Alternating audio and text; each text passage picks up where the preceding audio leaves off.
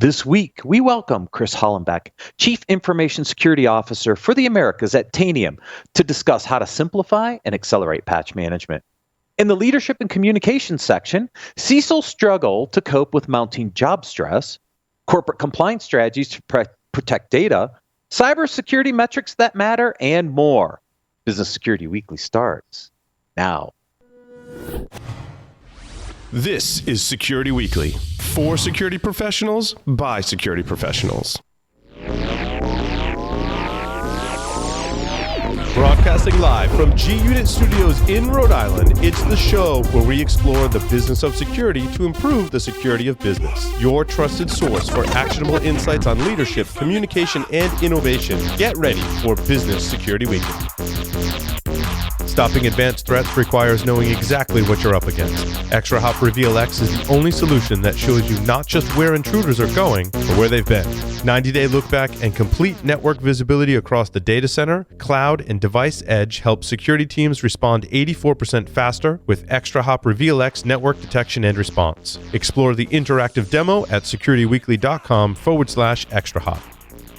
Cyber risk and compliance automation is finally here. Legacy GRC systems cannot support the powerful, real-time automation and oversight that organizations require to take risks that matter to succeed. CyberSync continuous control automation ingests data from the IT GRC stack to update controls against regulatory requirements and risks in real time, delivering insights and visibility. See how members of the Fortune 500 are saving millions annually by visiting securityweekly.com/cybersync. Welcome to Business Security Weekly. This is episode number 218, recorded May 24th, 2021. I am your host, Matt Alderman, back here in Colorado after a fantastic week in studio. Joining me from the studios in Rhode Island is my first co-host, Mr. Paul Asadorian. Hey, Matt. Good to be here today. Yeah, we missed you last week, but I know you have kid duty, especially when we do evening shows like Always that. Kid duty. So we missed you. And joining us remotely, my second co-host, Mr. Jason Albuquerque. Hey, Matt. Hey, Paul. Sorry I can't be there. You had kid duty last week. I have family in from Texas, so I guess I have family duty. There you go, which means you're not drinking Glen Grant 18 or smoking an Opus X. Sorry. I'm sad. Do you want to stay in the loop on all things Security Weekly?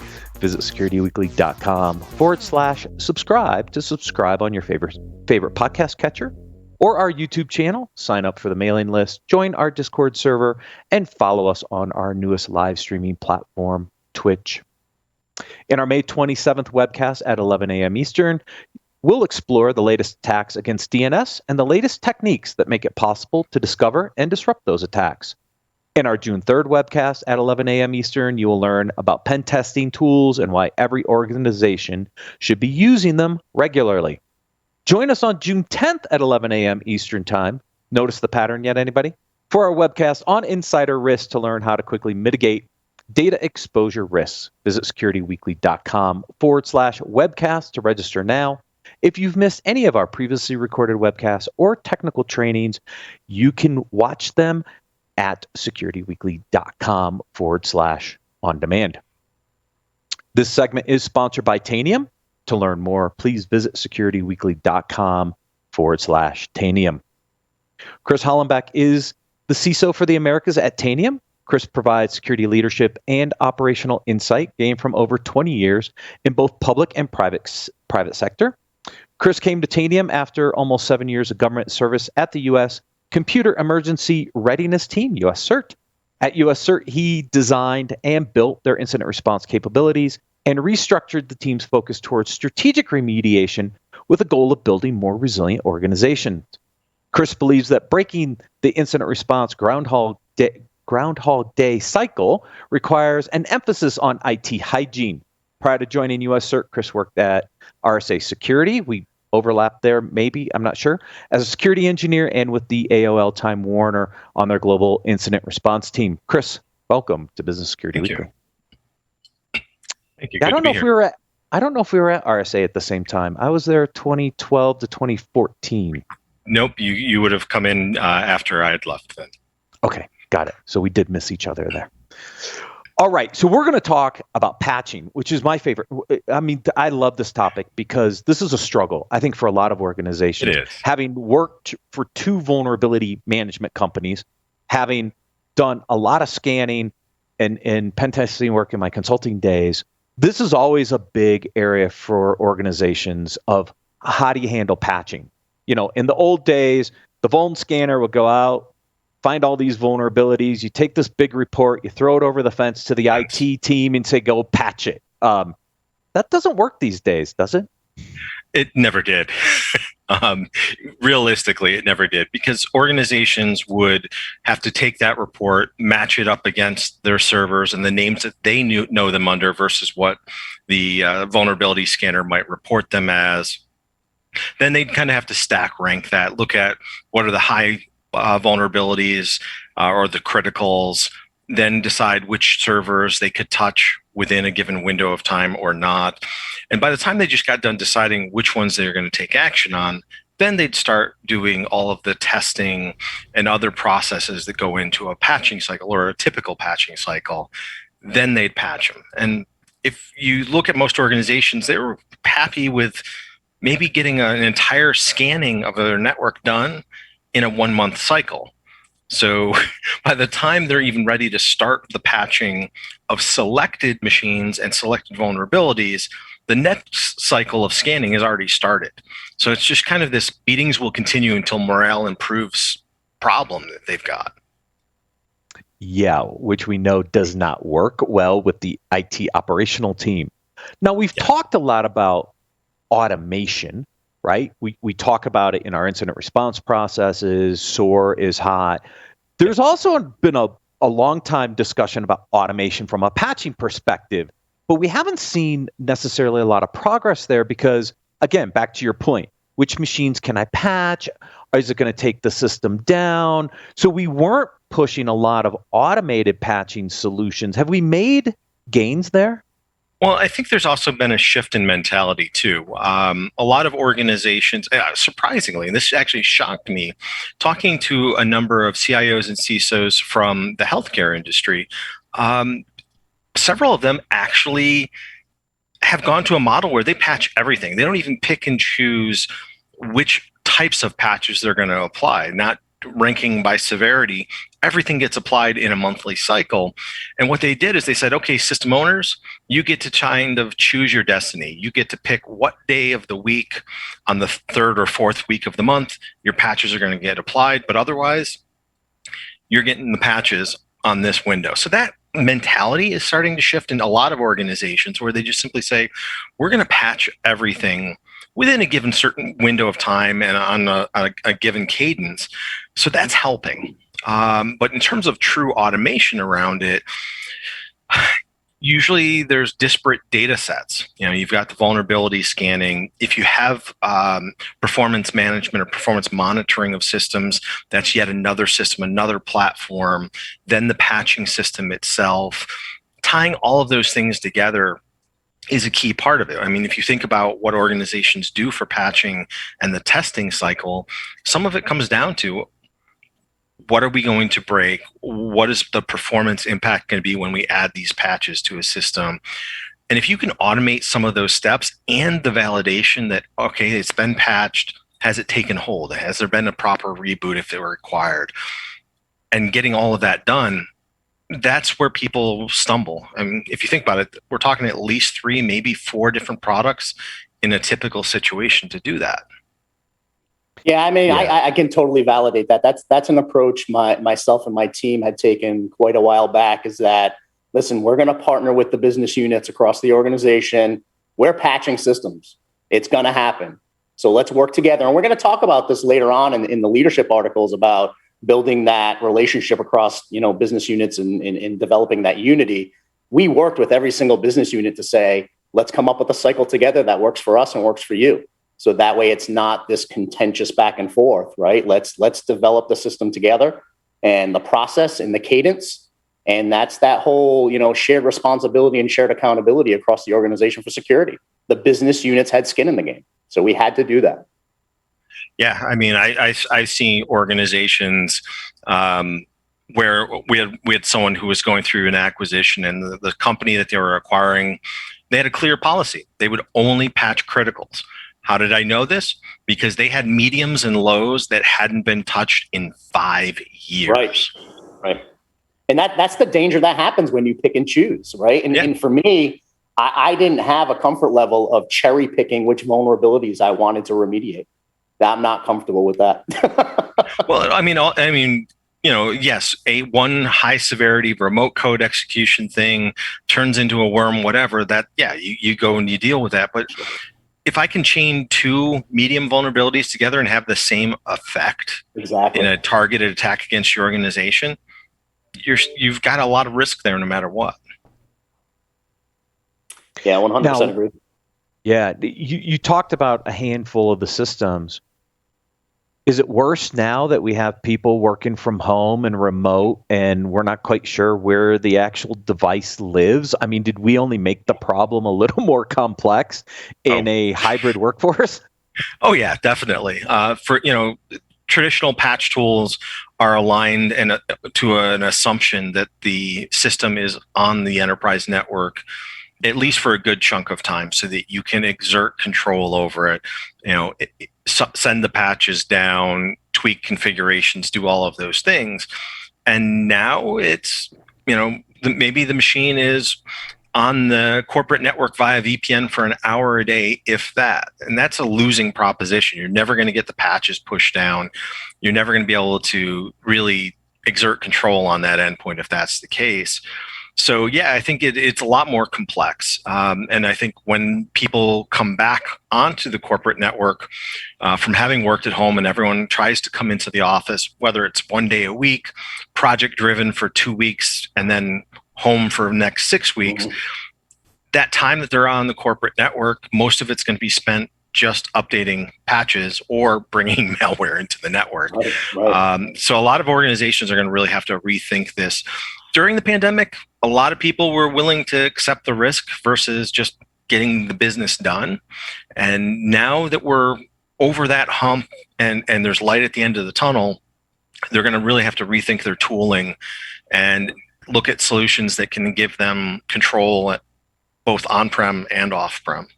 Yeah, it's definitely a must. I mean, being an organization that quote unquote had its digital transformation early in its career, we have entire business units who don't VPN in at all since the beginning of the pandemic, because everything they do is cloud-based, right? So we would have run into that issue if we didn't have the ability to patch from the internet out, right? And basically have a centralized system to make sure that they're being patched and we're keeping an eyeball on them. But at the end of the day, more and more organizations that I'm talking to are saying they're going to take a hybrid approach, and maybe only say 25% of the time should you be coming into the office, and all the rest of the time you don't have to come in. So that's, you're looking at 75% of their work time not being within the 4 walls, quote unquote.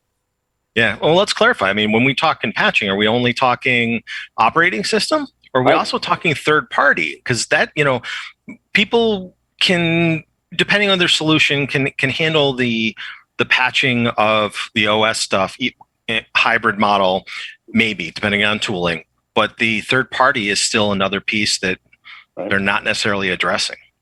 There's this evolving school of thought that you can be a pretty mature security-wise organization if you're only patching vulnerabilities that have exploits for them. Because if a vulnerability doesn't have an exploit, it's not really posing as much threat. So rather than go through the trouble of prioritizing all the other ways that we can prioritize and probably spend the next 3 hours talking about, right? They're like, if it has an exploit, regardless of severity, I'm just going to patch it. Yeah, that works until the patch comes out, and then the adversary spends maybe a couple hours or a day reversing it to figure out what the patch does, and then they just write the exploit. And just because it's not out on and published doesn't mean there isn't one out there. But again, once you put a patch out there, it's easy enough to do the diff if you're a researcher, find the vulnerability behind it, write an exploit for it. I mean, you see that all the time. Not only the risk around that, but at the end of the day, Is that really where I want my staff focusing their time, is doing that research? No. Well, you could, right? I mean, you could, I'm just playing devil's advocate here because I don't necessarily disagree with your comments. Actually, I don't. I agree with them. But you can automate that, right? I mean, you can go find, if you have a modern vulnerability scanner or management platform, it'll flag things that have an exploit and pull that from multiple different sources. I mean, some of the really innovative ones will actually pull stuff that you may not have known about, right? They'll pull the exploit from the dark web and then add it in. I still, from what it sounds like from the comments, we don't agree that it's a valid strategy because it's still yet one aspect to the risk of posture of your organization. I mean, even with automation and orchestration, you still need people's time to go in there and make sure, number one, it's working, making sure it's tuned. Do you know what I mean? Like, there's still overhead involved in that. And that's not where I want my staff focusing their time. Yeah, no, I agree on that front. I might use that approach because there are a small subset of systems that are either cantankerous or, they're so business critical that they need to be handled with kid gloves when it comes to patching. So maybe I'll use that kind of automation of threat intel to go find out if there's an exploit on those. And if not, they can languish a little bit farther behind. And I might use other controls inside my network to provide better protection around those systems. But that's so few and far between. I should be going for the 95 to 99% of the assets in my environment and getting them patched at least every month, ideally within days or weeks of when a new set of patches come out. I agree, because if I take the flip side of the argument, just because an exploit exists doesn't mean it really works all that well. And I may have spent a whole bunch of time trying to patch a system for a vulnerability for which, there's an exploit out there, but no one really has it working all that well. Or it doesn't, the other thing is it doesn't work in my environment because of my configuration or because of some compensating control that I've had. So now I've, again, put my resources in the wrong spot and patched that thing when it really wasn't the riskiest thing that I could have been patching on that given day. No. Yeah, I'd rather just get into a regular cadence, get everyone used to getting the patching done, and where I can automate that and take man hours out of the equation. Because, everyone worries about automation eliminating jobs. I don't know of any organization that doesn't have a backlog of work that they could take and reallocate those people to other more interesting tasks. Yeah, and Chris, to your point, right? I mean, I look at organizations in three fashions. I've said it on the show before. You can be in run mode, grow mode, or transform mode, right? I'd rather have my staff focusing on the growth and the transformation of our department than the overhead of the run, right? Keep the lights on. So if I can automate the keep the lights on stuff, so be it. Awesome. Then my staff is focusing on the growth and the transformation. I think it's always been my philosophy in some capacity to recommend organizations like you should just always be patching. You should always be working to reduce your technical debt. Don't get too hung up on remediation in the sense of trying to prioritize that and having compensating controls. Like, get really good at, I can go update anything, and there's a process for that, and I'm minimizing both my security risk and operational risk. And guess what? If I'm pushing technology forward, this is my chief innovation officer hat on, it's not just good for security, it's also good for our customers probably too. Jason Page read out of your book, if I'm constantly updating my technology stack, I'm providing a better service to my customers, or at least 100%. Enabling the business to do that.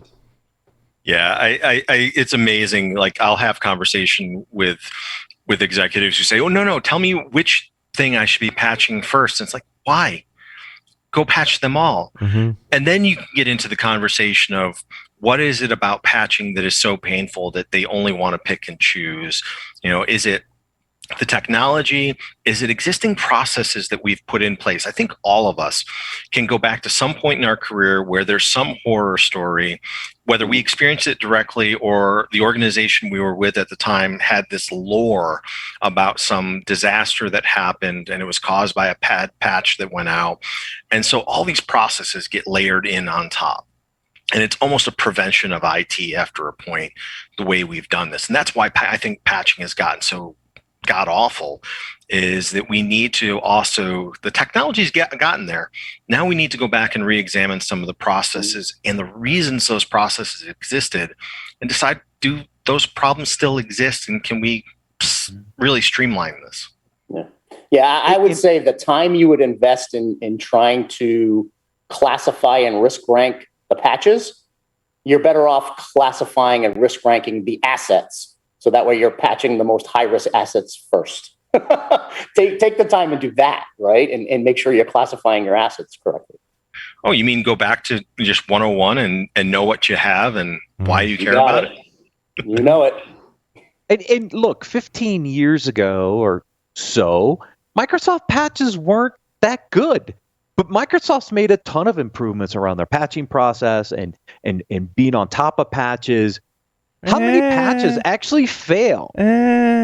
Quite a few. I think that I think what we were trying to say, and forgive me if I got this wrong, but that you need to be able to move forward even if a patch breaks things. And Chris, you're saying your process should account for that. Because guess what? You're going to have a patch that breaks stuff. It happens, maybe less frequently, Matt, but it's still going to happen. And if your processes don't deal with that and deal with that well, that you're still going to be in this point where you've got Paul, it's not reinventing the wheel. It's standard change management processes. You have a backout plan. Yeah. You have a backup plan. You've got rings of systems, right? You've got that initial ring of guinea pigs, ideally inside your own IT org. They get it first, and then you pause briefly, you listen for the screams, nothing, move on, right? And if you can tie in everything straight from here's the list of vulnerabilities, feed that to the patch system gets ready to do the patching, you run some performance checks on any of the critical systems, so kind of baseline, where are we at right now, apply the patches to your systems, pause to listen for any manual screaming because your test cases don't catch it, check performance again, check the vulnerabilities again to make sure they're completed. Those steps, if you have the tools integrated, can be automated. Annotate the change ticket automatically, move on to your next larger ring of machines, do the same thing. Okay, still no screams, blast it out everywhere. Right. Yeah, I think part of that is you mentioned it, Chris, is having a really good test plan to know when things fail. I think if we're going to move, what I like is moving the DevOps philosophy into your patching architecture, but a critical component of that is getting feedback back to the right people in an expedient manner. And I think that's part of what's largely missing today. It's certainly one piece. Matt, you've been trying to talk this entire time. No. This is why I have co-hosts. They make the job so much easier. But Chris, I want to go back. That kind of best practice, right? That the first ring, that second ring, those steps. I mean, what's the typical cycle look like, or what should it look like for an organization? Is that a 30-day window? Is it shorter than that? I mean, what are some of the best practices around if you have all these integrated systems together? What does good look like? So let's take Microsoft patching just as the initial example, because we know they come out every 30 days, right? Every Patch Tuesday. It's so named for a reason. If you do anything greater than 30 days for your patch cycle, you're automatically behind. Because by the time you apply the patches, you've already hit another Patch Tuesday that is added to your pile of things. You will never get ahead if that's what you're doing. So at a minimum, it needs to be less than 30 days, right? Let's just set it at that. Otherwise, you're not even treading water. You're just very slowly drowning. So can I pause you there for 1 second? Sure.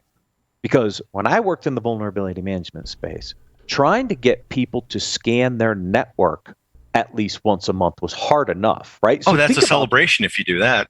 Right, exactly. So just think about what you said from a frequency perspective.